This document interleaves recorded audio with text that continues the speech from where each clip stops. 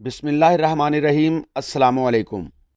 ہمارا آج کا موضوع ہے ڈاکٹر حفیظ الرحمان کا لکھا ہوا سبق مواصلات کے جدید ذرائع۔ مواصلات کہتے ہیں ذرائع نقل و حرکت، مطلب ایک ایسا ذریعہ جس سے معلومات کو ایک جگہ سے دوسری جگہ منتقل کیا جاتا ہے۔ سب سے پہلے ہم دیکھتے ہیں اس کے اہم نکات۔ اس مضمون میں بتایا گیا ہے کہ قدیم وقتوں سے لے کر دور حاضر تک پیغام رسانی مطلب کمیونیکیشن، اس کا سلسلہ کن کن مراحل سے گزرا ہے، اس کے لیے کیا کیا چیزیں استعمال ہوتی رہی ہیں۔ سب سے پہلے تھا خط، اور خط لے کر جاتے تھے قاصد۔ پھر گھوڑے آ گئے اور یہ گھوڑوں کے ذریعے جانے لگے۔ اسی زمانے میں خط کبوتر کے ذریعے بھی بھیجا جاتا تھا۔ اس کے بعد ریل اور موٹر، اس کے بعد ہے آلہ ٹیلی گرافی، پھر وائرلیس کے بعد ٹیلی فون، کارڈلیس، ریڈیو، ٹیلی ویژن، پھر کمپیوٹر، انٹرنیٹ، ٹیلی فیکس، مطلب خط سے لے کر ٹیلی فیکس مشین تک اس میں بیان کیا گیا ہے۔ اب اس کی تفصیل۔ مواصلات تو شروع سے ہی انسان کی ضرورت رہی ہے۔ سب سے پہلے قاصدوں اور گھڑ سواروں سے کام لے کر خط بھیجے جاتے تھے۔ دور دور تک پیغام لے جانے کے لیے 10-10 12-12 میل کے فاصلے پر چوکیاں بنی ہوتی تھیں۔ وہاں پر تازہ دم گھوڑے اور گھڑ سوار موجود ہوتے تھے۔ ڈاک کے تھیلے ادھر ادھر لے کر جاتے تھے۔ اس طریقے سے آگے ڈاک کا یہ سلسلہ چلتا تھا۔ مسلمان حکمرانوں نے تو اس سلسلے میں ایک الگ محکمہ بھی قائم کر دیا تھا جس کا نام تھا دیوان البرید، اور اس کو تمام مسلمانوں کے علاقے میں پھیلا دیا گیا تھا، اور اسی مقصد کے لیے کبوتر بھی استعمال کیے جاتے تھے۔ خط کبوتر کے گلے یا بازو میں باندھ دیا جاتا تھا۔ اب آپ سوچ رہے ہوں گے کہ کبوتر کو کیسے پتہ چلتا ہوگا کہ میں نے یہ خط کہاں دے کر آنا ہے۔ کبوتر بہت ہی سیانہ پرندہ ہے۔ جن لوگوں نے کبوتر رکھے ہوتے ہیں ان کو اس چیز کا آئیڈیا ہوگا کہ کبوتر کو اگر آپ اڑا دیں تو سارا دن اڑنے کے بعد بھی وہ اپنے ہی چھت یا اپنی ہی چھتری پر اترتا ہے، وہ کسی اور کے گھر نہیں جاتا۔ تو ایک بادشاہ یا ایک شخص اپنے کبوتر جو ہے وہ دوسری جگہ بھجوا دیتا اور ان کے کبوتر لا کر جو ہے وہ اپنے پنجرے میں ادھر بند کر لیتا۔ جب کوئی پیغام بھیجنا ہوتا تو وہ خط لکھ کر اس کے بازو یا اس کی ٹانگ کے ساتھ باندھ دیا جاتا، اس کے گلے میں ڈال دیا جاتا اور اس کو چھوڑ دیا جاتا۔ صاف ظاہر ہے جب آپ اس کو چھوڑیں گے تو وہ سیدھا اپنے گھر جائے گا، اور اس طریقے سے وہاں پر موجود جو شخص وہ اس کو پکڑ لیتا اور پکڑ کر وہ دیکھتا، اور ان کا پھر کبوتر جو ہے وہ نکال کر اس کا جواب جو ہے وہ بھیج دیتا۔ اس طریقے سے کبوتر کے ذریعے بھی پیغام رسانی کا کام لیا جاتا رہا۔ سینکڑوں سال تک پیغام رسانی کے یہ سلسلے چلتے رہے۔ نہ صرف شہنشاہ جہانگیر نے اس سے کام لیا بلکہ یورپ میں بھی اس کا رواج رہا۔ اس کے بعد ریل اور موٹر کی ایجاد ہوئی جس سے ڈاک کے نظام میں مزید بہتری آ گئی۔ یہی کام ریل اور موٹر سے لیا جانے لگا۔ فنلے مورس نے ٹیلی گرافی کا آلہ ایجاد کیا۔ 1895 میں وائرلیس کی ایجاد نے اسے اور بھی آسان بنا دیا۔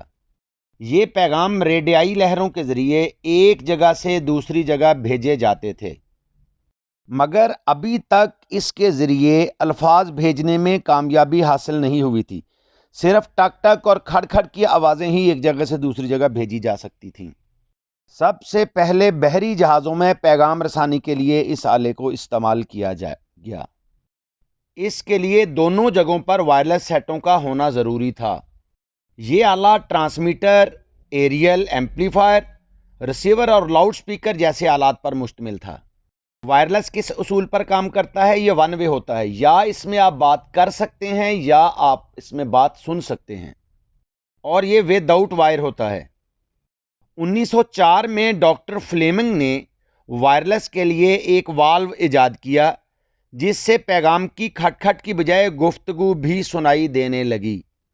ریڈیو مارکونی کی ایجاد ہے، مگر اس کی لہریں ہرٹز نے دریافت کیں، اور ان کے وجود کی پیش گوئی میکسویل نے اپنے نظریے کی بنیاد پر کی تھی۔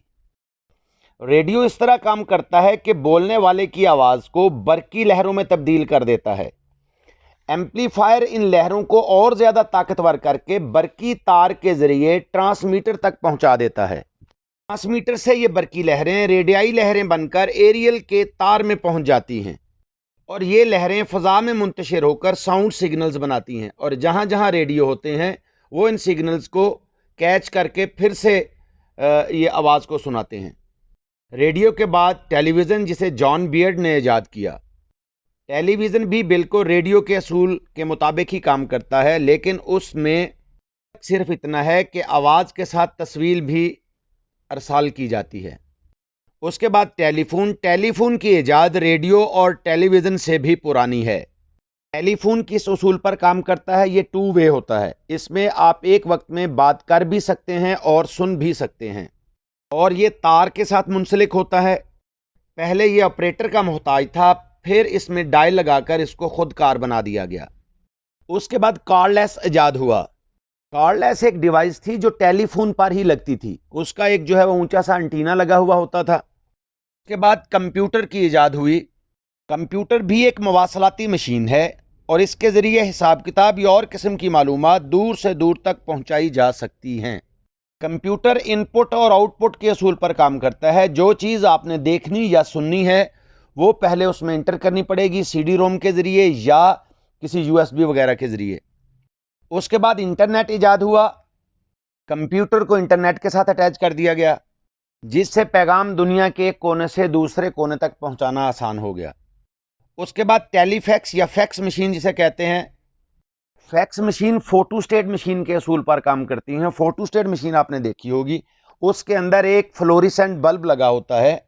उसके नीचे जो पेज या जो चीज़ भी आप रखते हैं वो रोशनी उसके ऊपर से गुजरती है, तो उसको प्रिंट करके जो उसके नीचे पेज होता है उसके ऊपर जो है वो निकाल देती है। लेकिन फैक्स मशीन में ये वसूल करने वाले के पास भी वैसी ही एक मशीन होती है, उसका एक नंबर होता है, वो डायल किया जाता है। तहरीर के हरूफ रोशनी की लहरें बनते हैं, फिर ये रेडियाई लहरों के ज़रिए सिग्नल्स की शक्ल में दूसरी मशीन तक, ख्वाह वो हज़ारों मील ही दूर क्यों ना हो, पहुँच जाता है और इस तरीके से वसूल करने वाले के पास उसकी मशीन से वो तहरीर बिल्कुल वैसी की वैसी ही निकल आती है। मवासलात के इन ज़राए ने पैगाम और तहरीर को एक जगह से दूसरी जगह भेजने में अहम किरदार अदा किया है और मौजूदा दौर में इस काम को बहुत तेज़ रफ्तार और आसान बना दिया है। मुस्तकबिल में पैगाम के साथ तस्वीरें भी भेजी जाने लगेंगी और एक तार पर हज़ारों आदमी एक वक्त में गुफ्तगू भी कर सकेंगे और अल्हम्दुलिल्लाह ये सब कुछ अब हो रहा है। मवासलात के जदीद ज़राए बहुत ही आसान है, एक दफ़ा फिर से देखिएगा। सबसे पहले पैगाम रसानी के लिए कासिद इस्तेमाल किए जाते थे, वो ख़त को लेकर जाते थे, फिर यही काम घुड़सवारों के ज़रिए लिया जाने लगा। मुसलमानों ने जो महकमा कायम किया था उसका नाम था दीवान अल बरीद। ख़त कबूतर के ज़रिए भी भेजे जाते थे। ना सिर्फ मुसलमान बादशाह जहांगीर बल्कि यूरोप में भी इसका रिवाज रहा। उसके बाद रेल और मोटर की ईजाद हुई और यही काम उससे लिया जाने लगा। उसके बाद फिनले मोरस ने आलाए टेलीग्राफी ईजाद किया। मार्कोनी ने वायरलेस ईजाद की। वायरलेस में से सिर्फ टक टक और खड़खड़ की आवाज़ें आती थीं। डॉक्टर फ्लेमिंग ने वायरलेस के लिए एक वाल्व ईजाद किया, जिससे टक टक और खड़खड़ के साथ अब इंसानी आवाज़ भी एक जगह से दूसरी जगह जाने लगी। वायरलेस 1 वे होता है, या आप इसमें बात कर सकते हैं या आप इसमें बात सुन सकते हैं। उसके बाद रेडियो ईजाद हुआ। रेडियो के बाद टेलीविज़न की ईजाद हुई। तब तक टेलीफोन की ईजाद भी हो चुकी थी, ये उससे पहले की ही बात है। टेलीफोन 2 वे होता है और तार के ज़रिए मुंसलिक होता है। आप इसमें एक वक्त में बात कर भी सकते हैं और बात सुन भी सकते हैं। टेलीफोन के बाद कॉर्डलेस फ़ोन ईजाद हुआ। ये कॉर्डलेस फ़ोन भी टेलीफोन पर ही लगता था। उसके बाद कंप्यूटर ईजाद हुआ। कंप्यूटर के बाद इंटरनेट ईजाद हुआ। उसके बाद टेलीफैक्स या फैक्स मशीन जिसे कहते हैं उसकी ईजाद है। और अब 21वीं सदी के आते आते मवासलात में इतनी तरक्की हो गई है कि पैगाम भेजने वाले की तस्वीर भी देखी जा सकेगी। अल्हम्दुलिल्लाह अब ये सब कुछ हो रहा है। उम्मीद है आपको मवासलात के जदीद ज़राए बड़ी आसानी से समझ आ गया होगा। इंशाअल्लाह फिर किसी नए मौजू के साथ हाजिर होंगे। तब तक के लिए इजाज़त दीजिएगा। अपना बहुत सा ख्याल रखिएगा। अल्लाह हाफिज़।